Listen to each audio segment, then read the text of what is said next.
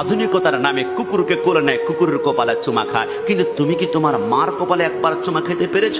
অনেক যুবক দেখলাম বিড়াল লালন পালন করে, তার বিড়ালটাকে বুকের মধ্যে নেয়, মাঝে মাঝে কলা খাওয়ায়, মাঝে মাঝে দুধ খাওয়ায়। তোমার মাকে কলা দুধ খাইয়ে বুকের মধ্যে নিতে পেরেছ? হে যুবক, কষ্ট নিবা না। তুমি কুকুর নিয়ে VIP সেগুন গাছের 2.5 লক্ষ টাকার খাটের মধ্যে শো, তোমার মাকে 1 লক্ষ টাকার খাটের মধ্যে শোয়াতে পেরেছ?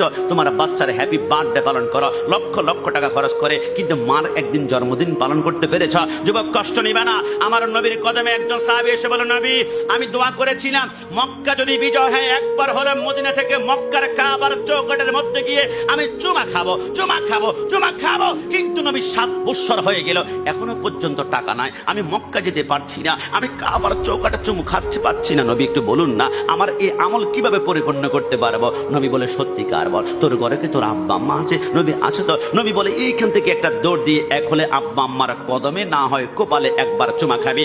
আব্বা আম্মার কদমে চুমা খাওয়া মানে হচ্ছে কাবার চৌকাঠে চুমু খাওয়া। জোরে বলে সুবহানাল্লাহ। যুবক, তুমি জানো না তুমি কোন মায়ের সাথে চোখ লাল করে কথা বলো? মা কোনো পরামর্শ দিলে, আরে যাও, তোমরা 70 বছর আগের বুড়া বুড়ি, আমি ডিজিটাল বাংলাদেশের স্মার্ট ছেলে, আমার থেকে বেশি বুঝো না, মার সাথে গাদ্দারি করিও না। তুমি কি জানো তোমার মা কেমন?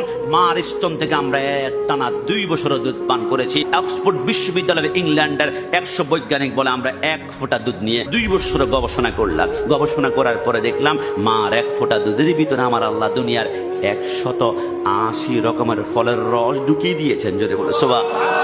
মার দুধটা দেখবেন কুসুম কুসুম। বাচ্চার যদি ঠান্ডা লেগে যায়, আমার আল্লাহ বলে বেশি ঠান্ডা দেওয়া যাবে না, বেশি গরম খেলে ছোট্ট বাচ্চা জিহ্বা পুড়ে যাবে, আমার আল্লাহ কুসুম কুসুম করে দিয়েছে।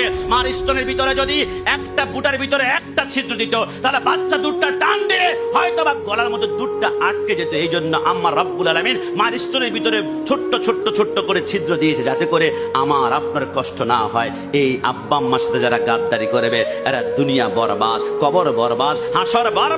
আল্লাহর পরে নবী, নবীর পরে হচ্ছে আব্বা আম্মা।